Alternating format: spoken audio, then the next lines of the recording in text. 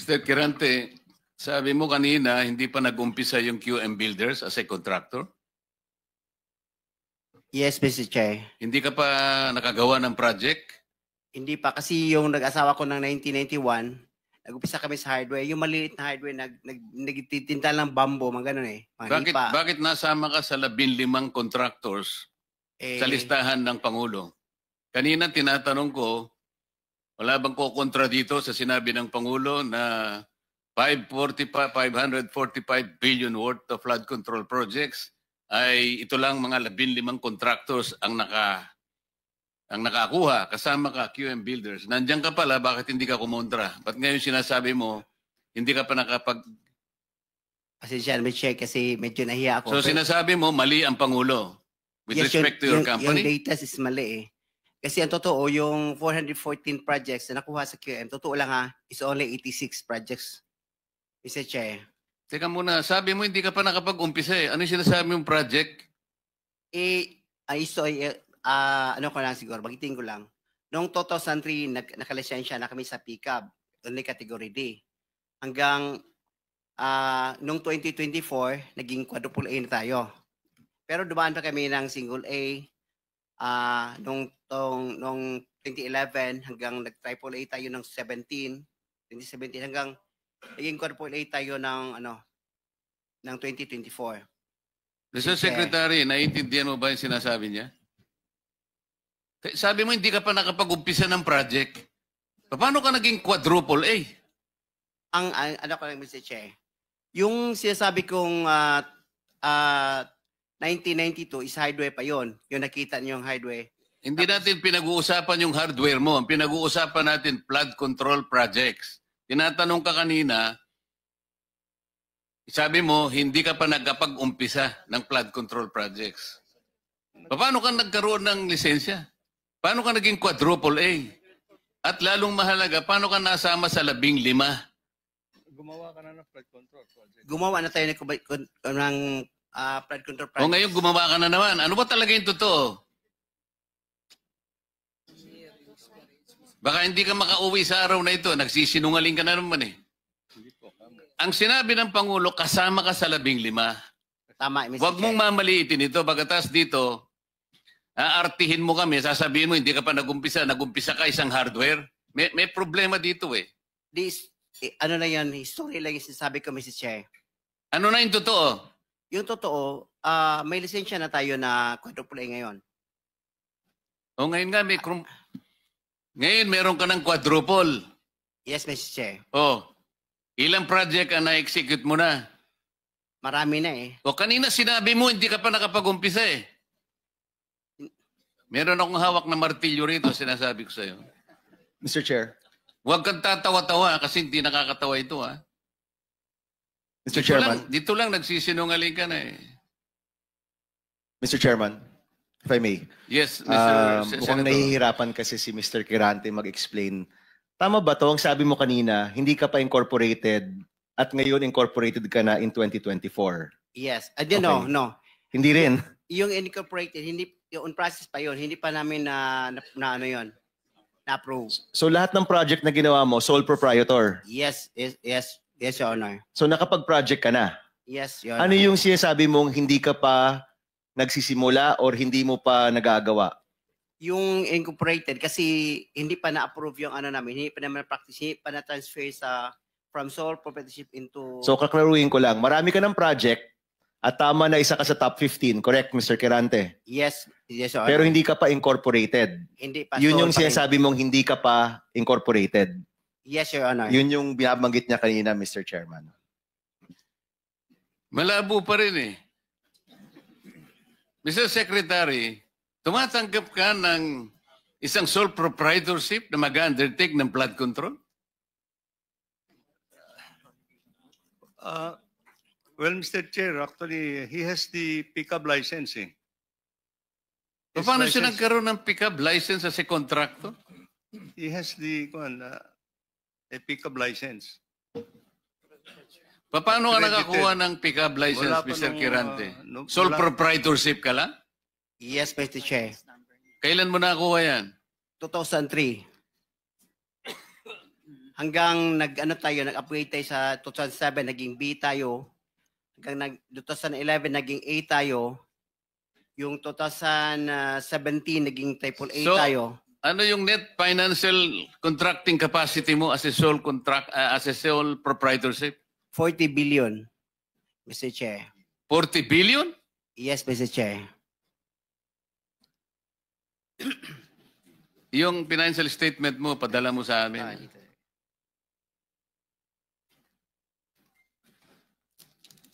Mr. Chair, if I may. Mr. Chair, Teka muna, si Senator JB muna para matapos natin lahat. quick lang para sa kanya. Kanino? Kirandi, habang hindi pa siya umalis. Naniniwala ka pa dyan? Naintindihan ko, Mr. Chair, dahil tingin ko, Bisaya ito, hirap mag-express ng sarili niya in Tagalog. Kaya, I would rather advise him na uminom ka ng tubig, mag-inhale ka, relax ka, at ang pagsalita mo, huwag mo masyadong bilisin. Naintindihan kita para tayo Bisaya.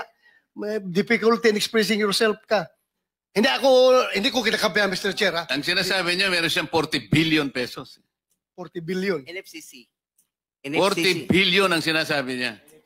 NFCC, Mr. Chair. Kaya nga, 40 billion pesos. Yes, Mr. Chair. Oh. Naniniwala ka, Mr. Senator? Ano yung NFTC, Mr. Chair? Hindi ko... Net? Net financial contracting capacity. Totoo, tinoon na, bay. Ha? Yeah. May 40 Yes. billion ka. Yes. Nakadeposito sa bangko na. Ano sa mga?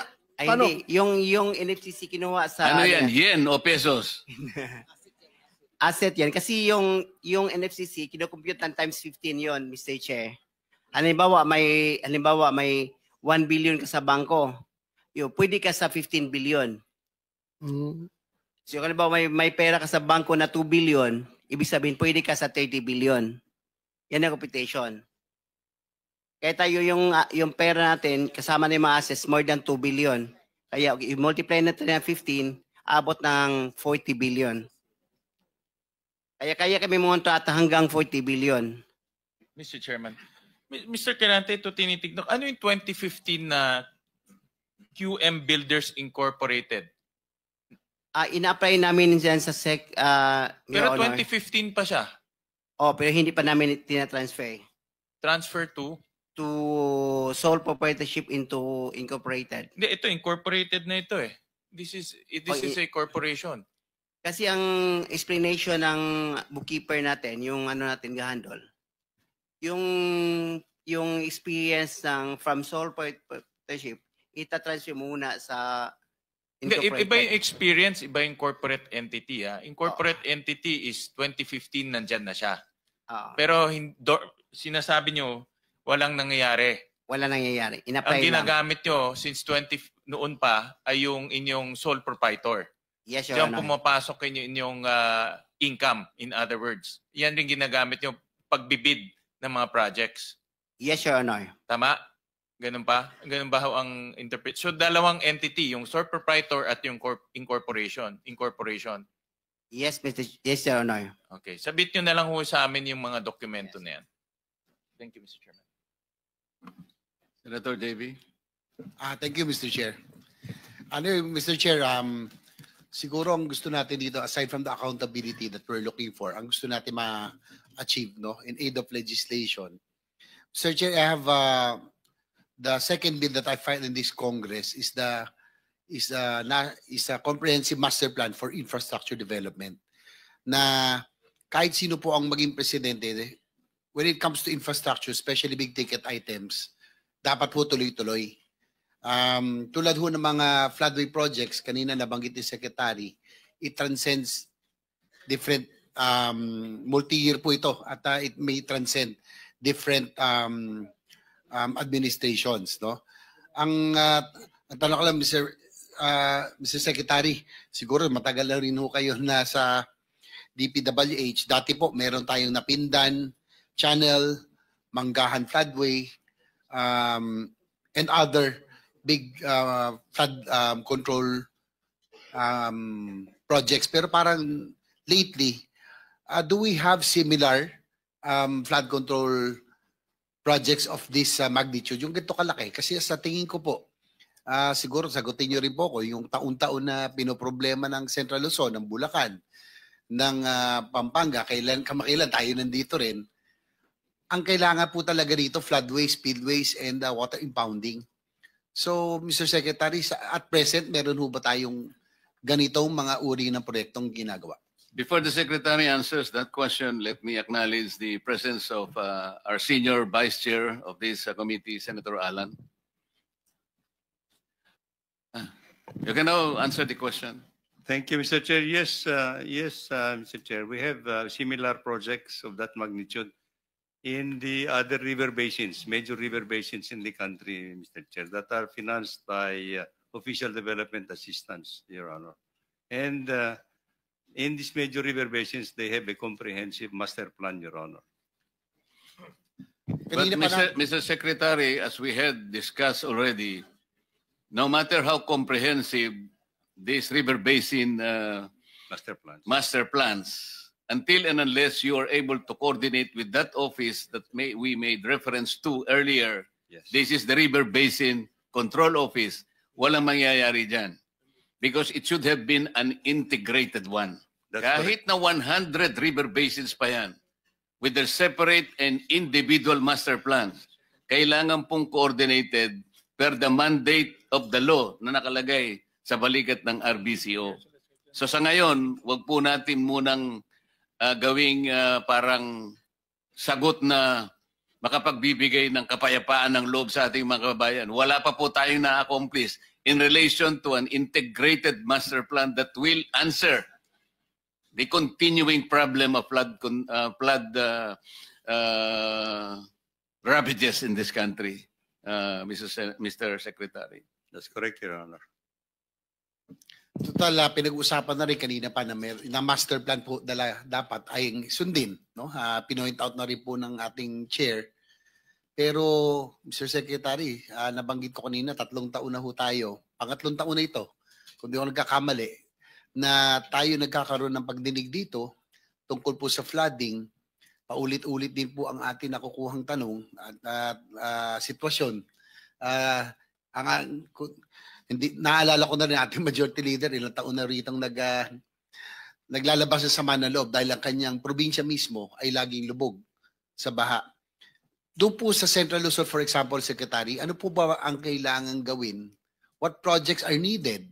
Yung mga big ticket items that are needed really to mitigate or to flush the floodwaters faster, no? Alam naman natin, we can fight nature. Pero sa ngayon, talagang bakit naiiwan sa Pampanga, sa Bulacan, Northern Luzon, bakit with 350 billion, dapat to may resulta na ho tayong nakikita, Mr. Secretary?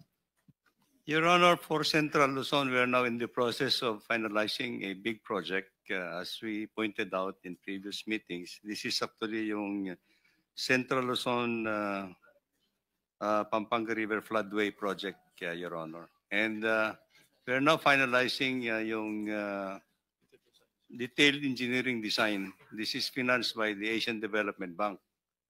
Because this will involve actually the construction of a 60-kilometer floodway, which is I think about 400 meters wide, and a retarding basin in San Antonio Swamp. No? So this is now under detailed engineering design. And we expect that this project will be completed in 2026, and the civil works will be implemented by a separate loan agreement with the Asian Development Bank. You see, of this magnitude, Mr. Chair, this involves a lot of steps in the preparation of the entire project is estimated to cost almost about 150 billion pesos yata. So I think yung preparation of this kind of a magnitude wave project is very tedious, Your Honor. Pero Mr. Secretary, narinig na rin ho natin yan 3 years ago. I am glad kung talagang nagsimula na at kung 150 billion lang yan binabanggit nyo, kalahati lang ho yan ng taon-taong budget. Kayang-kayang gawin kung talagang gagawin, no? Gugustuhin. Ang tanong ko lang po, kung yan po ay parte ng master plan, siguro yes or no lang ho. Nasusunod ba talaga yung master plan ng ating sa kasalukuyan? Or is it that with the very large budget of the for flood control, hindi ko kaya, dahil po pinoint out kanina ng ating chairman, obviously dapat common sense dictates na dapat yung flood prone provinces nandun ang concentration ng flood control projects. Hindi ho kaya yung pong mga district offices would want a pie of that 350 billion a year master plan, flood control projects. Kasi po sa nakikita ko, doon lang po sa may mismatch doon sa concentration ng flood control projects, iba-iba. Ang mangyayari po niyan, hindi ho talaga natin matutuloy yung mga malalaking proyekto na kailangan natin. Like you mentioned, natuwa po ako, narinig ko, may floodway na tayong 60 kilometers. Spillways, water impounding, and ito mga pumping stations in strategic areas. Di ho ba ito dapat ang ating ginagawa para mawala ang tubig? Pero yung po mga district offices kaya hindi ba factor ito na kaya hindi ba tuloy-tuloy ito malalaking proyekto? Separate po kasi, Your Honor, Mr. Chairman, separate kasi yung pag-prepare ng mga official development assistance program in the 18 major river basins. So iba po ito.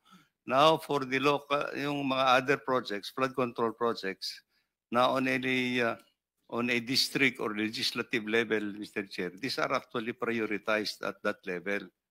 And however, ang kwan po natin dito, all these projects should have undergone some preparatory works actually na dumadaan po dito sa Provincial Development Council, dumadaan po sa Regional Development Council in order for them to prioritize all these projects, Your Honor. Yes, Mr. Secretary, sorry to cut you, pero sabi ko nga, aside from the accountability, gusto natin in aid of legislation, I'm pushing for the comprehensive master plan for infra development, that which would include flood mitigation projects. Yes. Na sana, pag national project, national in nature, hindi dapat pakikialaman ng district level. Kasi alam nyo, naging congressman B po ako noon. Nung panahon na yon, Mr. Chair, nasa kongreso, ang pwede lang namin pakialaman yung pong mga barangay roads, municipal roads, when it is classified as a national project. Dati po hands off kami doon. Nagtataka lang ho ako ngayon, bakit pati ang national projects minsan ngayon, mukhang napapakialaman na. Mr. Secretary. Well, this is the reality of how the budget is being formulated at this point in time, Your Honor. I think we submitted to, as I said, the entire budget is under the scrutiny of Congress, Your Honor, at the end of the day. So whatever will come out of in the law, in the General Appropriations Act, would be the projects that we implement, Your Honor.